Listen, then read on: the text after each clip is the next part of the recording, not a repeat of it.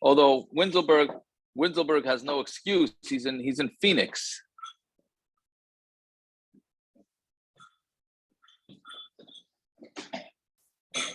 We on? Can you hear me? Yeah, Tiago, that's good for Winterberg, but we haven't listened in 40 minutes. That's true. That is true. Okay, so Musar, we have to be good people. Shoin, we are to Musar. Okay. What are we doing? What are we doing? What shah? It's Zrizas, right? So we got to be Zrizas in yeah.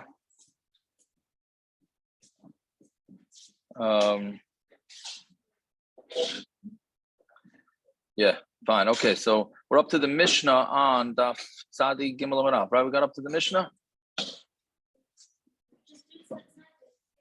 Yeah, I think so. Yeah, so Misha Haya Nasi Shalosh Noshim.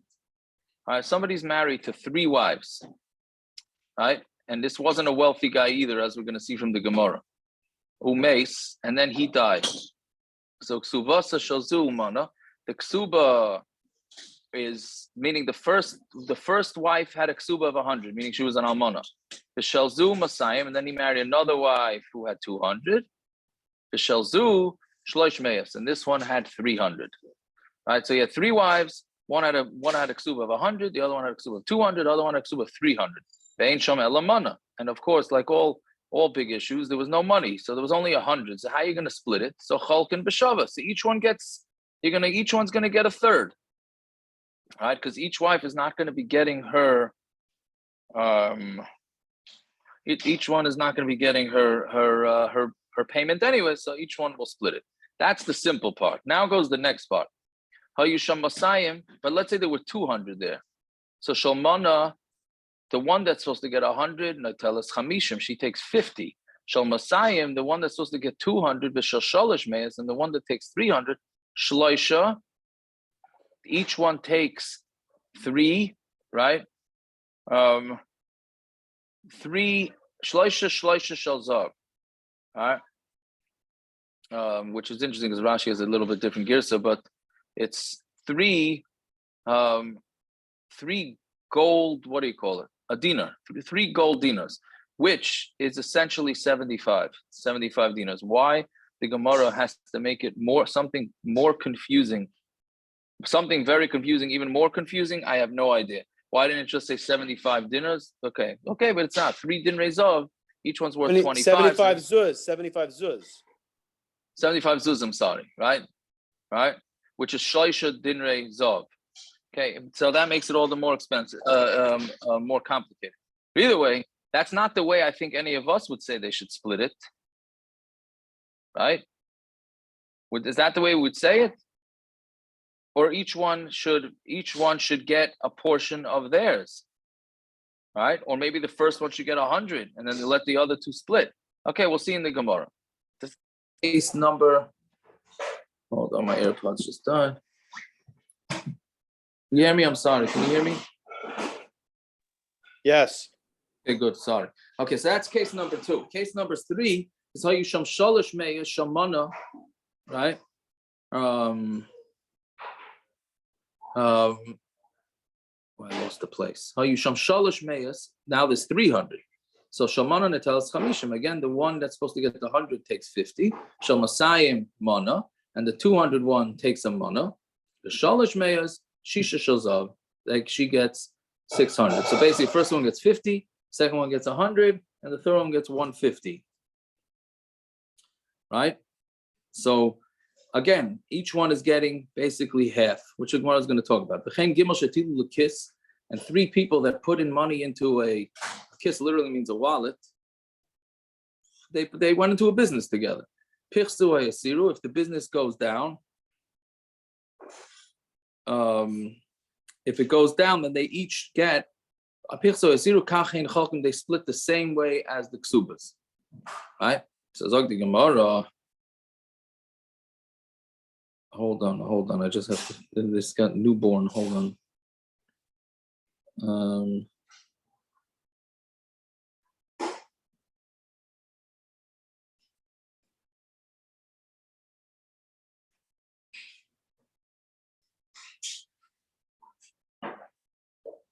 Some days it just rains, it pours.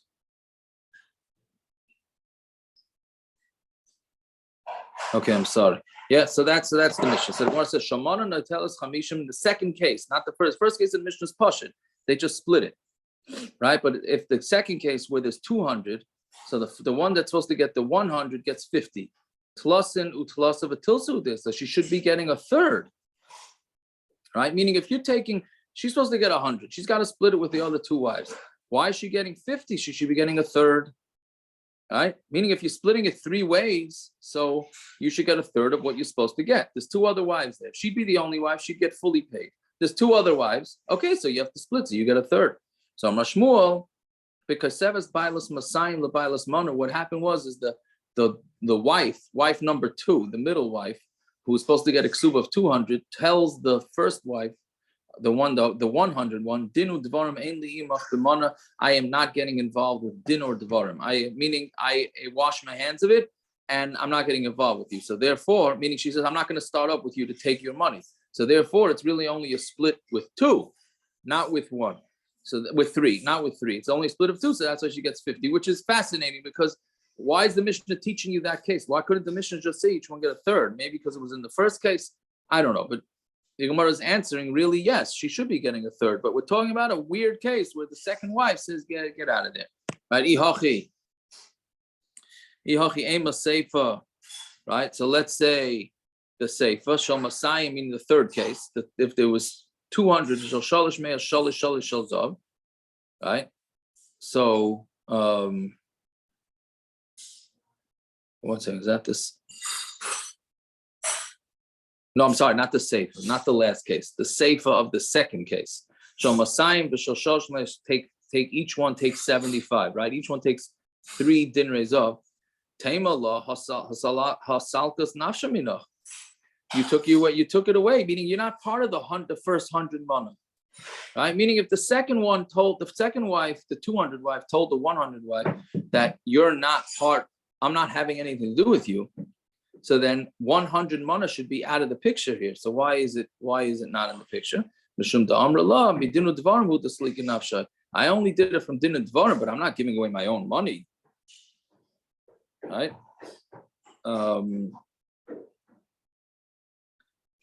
Yeah, so that's what you're saying. Meaning, yes, I wasn't gonna fight with her 100, but I'm not giving up my portion. That I'm not doing.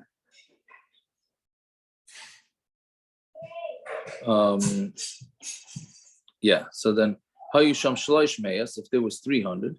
So when it says Shemasayim Mana, right? So again, the same question. This is the third case. There was 300. So the 100 one gets 50, the 200 one gets 100, and yeah, right. And the third one gets 175, right? So Shivim b'chamisha hu de'isla, she should have 75, right? Why is she getting 100? Same question. Meaning again, if she's not talking to the first one, so then she should get 75. So Mashmul because Seves bailas shalosh meyas l'bailas masayim u'l'bailas mana. Here we're talking about where the third spoke to the 200 and to the 100 and said, Dinu dvarim ein li imachem b'mana. I'm not getting involved in that 100 with you at all. So essentially the same thing that happened in the first case between wife number 2 and wife number 1 happened here between wife number 3 and wife number 1 and 2. That's his territory. He said a different shot. Reisha b'shtei tfisas. The Reisha is talking about where there were two, where the wives took 2 fields or money, whichever was they grabbed. The safe b'shtei tfisas, and the safe is also talking about where there are 2 separate, literally means grabbings. What does it mean? Reisha b'shtei tfisas. The Reisha is talking about 2 tfisas. The naflu shivin v'chamish b'chad zimna. What happened is that 75 they got, meaning where they went to Bezdin, and Bezdin they told them to split up 75 zuz, and then they went again, and then there was 125 at one time, right? So that's the first case, meaning the second case of the Mishnah, the first case of the complicated. Seifa b'shtei tfisas, the Seifa is talking about 2 tfisas, the naflu shivim b'chamisha b'chad zimna, where 75 fell at one time, and then 125 at the other time, right? Meaning, so then since it's two different tfisas, once the first woman's out of the picture, so then we just split it from the other two women. Fine. So Tanya,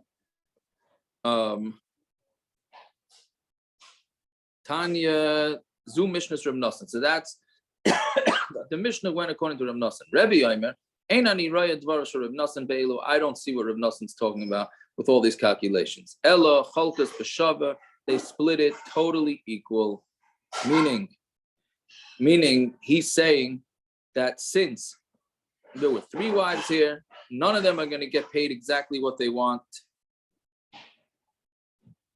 Right? So therefore you just split it down the line, right? And each one, how would it work? I keep trying to make this cheshbon, I keep forgetting.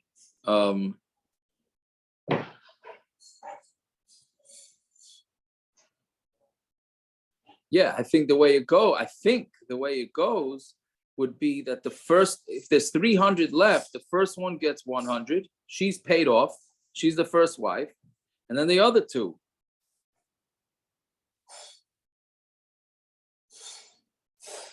Right?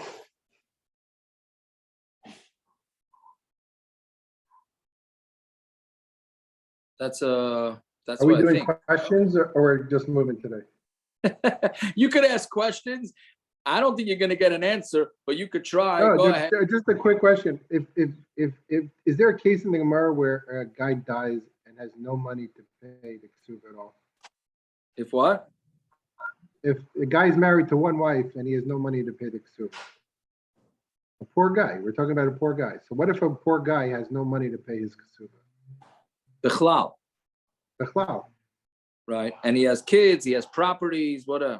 No property. He has kids. I don't know, but he has no assets. Oh, if he has properties, then he would be able to pay the kesuba. Correct. This is a case. He has nothing. He's a poor guy. He has nothing to his name.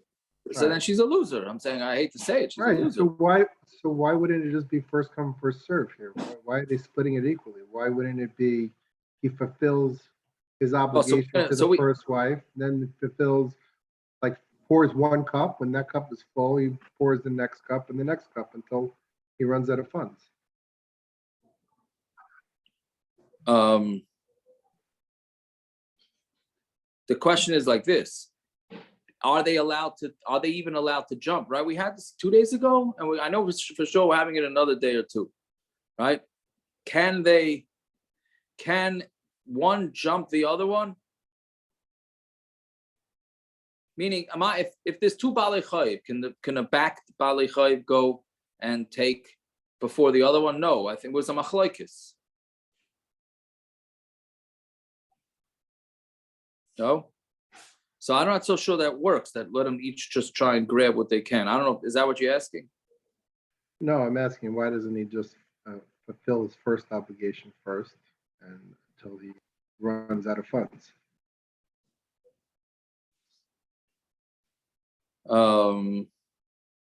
His obligation to the first wife is 100 zuz.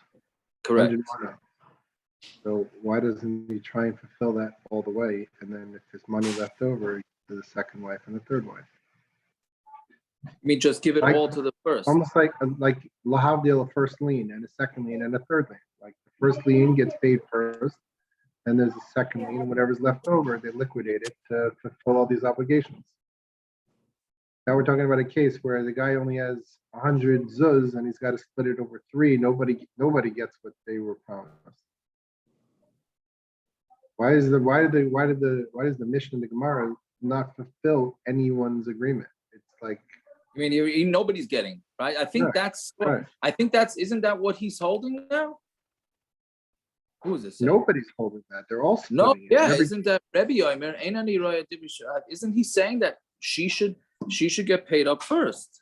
No. No, it says our scroll touches it.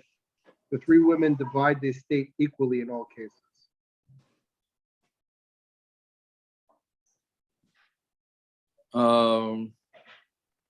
No, yeah, but then they equally until what point? How do you split it up equally if one's owed 200, one's owed 300, one's owed 100? Well, whatever's left, they split it equally. 33.333367, whatever it is. Yeah, but that's the case. You see, I don't think that could be because that's the first case of the Mishnah. I think that's what Rebbe's saying. He doesn't agree with Rebbe Nassim. Yeah, so there's a massive toll here. If you look in the riff is, I mean, it's wild. It's wild what the Rishonim say how this whole thing goes.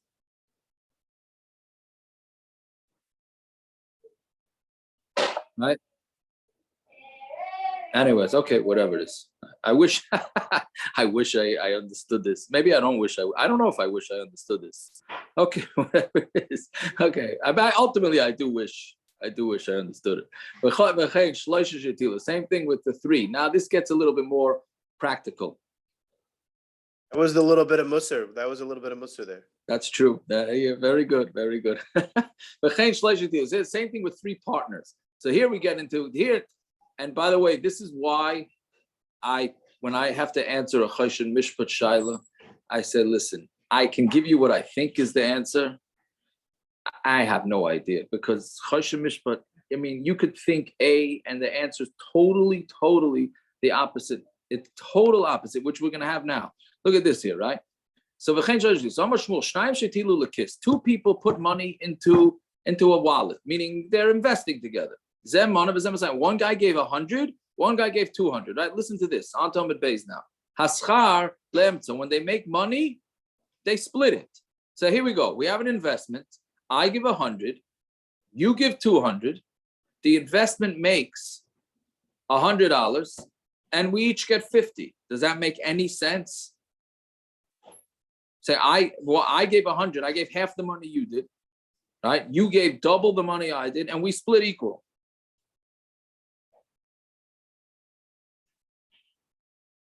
Yeah. I mean, how does that make sense? I mean, this sounds like a recipe for a machlokes in my book. And as far as I know, we paskin this way too. Yeah.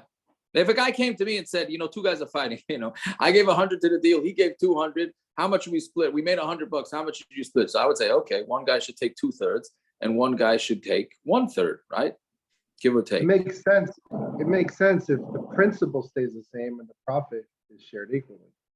Oh, so that's the question. How are you going to do? Who gets the interest and who's going to get when you sell the business eventually? All those things are right off the bat. I would say 1 second. Each one of you should pull out in ratio to what you put in. But that's not the halacha. That is not the halacha. Let's see that the Gemara says. Amar Mistaver Milsi Shmuel makes sense. So if me and my friend we invested in a shar, right? For plowing, and we used it for plowing. So therefore, there's nothing. My investment is not going any further with the cow plowing or not, right? The cow is going to plow regardless of who puts in more money. Right? But if they were supposed to do plowing, and they did shchita, each one takes his money out, meaning the plow was doing plowing. Then we say, hey, this is a fat cow. Let's sell this thing for its meat. So then each one will get in percentage. So now it's going to be totally in what type of investment it is. Even a shar for plowing, and you end up shechting it, he still says the schar goes le'emtzi. So Meisvei, so they asked the kasha on Rabbah, two people put money into a wallet. This one gave 100, this one gave 200. The schar is to the middle. My love. What's the difference? The shar l'charisha v'ayim l'tvicha. It's a shar for plowing that's meant to shechted. So, but to yufta the Rabbah, you see that you split it, and it's a kasha on Rabbah. So the teretz is obvious. It's like the shar l'charisha v'ayim l'charisha. In that case, it's talking about where the cow was meant to be plowed, and it's plowing. So the Gemara says, but what would be the din with the shar plowing and you end up shechting it? So each one's going to take according to their money. So the Tani Sefer, this we said in the Sefer, the Sefer says if each one, this one bought with his money, 100, and this one bought 200. And then, meaning, Rashi says one of them bought strong oxen with his 200, and the other one bought weak oxen. Right? So one had like I guess nowadays the equivalent is rental cars. So one guy's renting out Cadillacs, and the other guy's renting out Buicks. I don't know, whatever mulch you want to use. Then they merge the rental car company. Right, so look, and then they mix it together. So then, in that case, this one takes according to. He says, I made money. More people rented the Cadillacs than rented the Buicks. Right, so so why do you need a separate case for that? Why don't you just in the ratio just separate the cases? Why do you have to go on to a new case where one did Cadillacs and one did Buicks? That's only by a shar for plowing that's meant to be plowed. But a shar for plowing that's meant to be shechted. So this one takes according to his money, and this one takes according to his money. Right? So why don't you just say it that way? So it says, yes, that's exactly what the Brisa meant. But when did it say that psak? That was a shard for plowing that meant to be plowed. But a shard for plowing that meant to be shechted. Each one is meant to be with its own, and it gets mixed together. Then each one is going to take their own money. Then they want to ask, it's a different kasha. 3 people that put money into an investment. And then they went down, the investment or went up.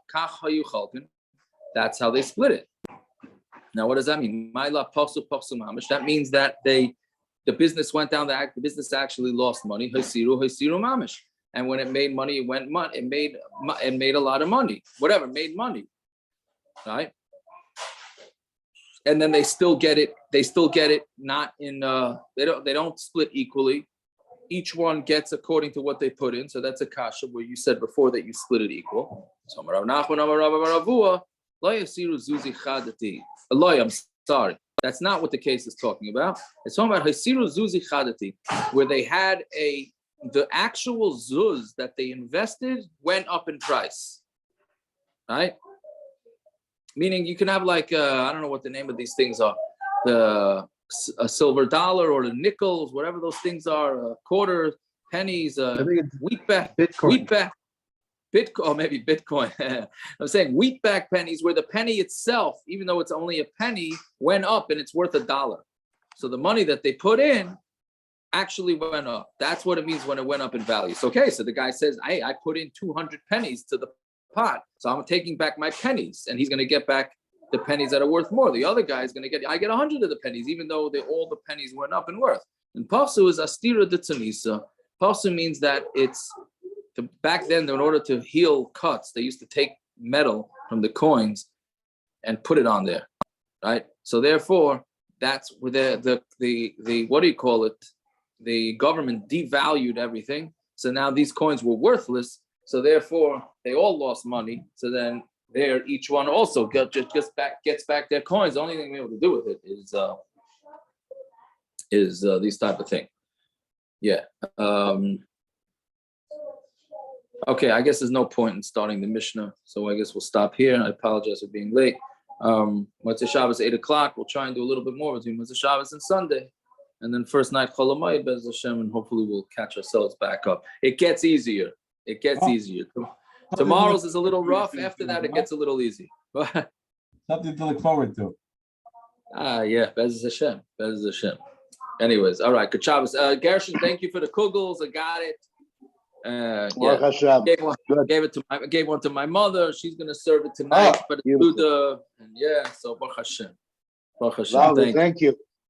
All right. Good Shabbos, everybody. Good Shabbos. Okay, good Shabbos. All right.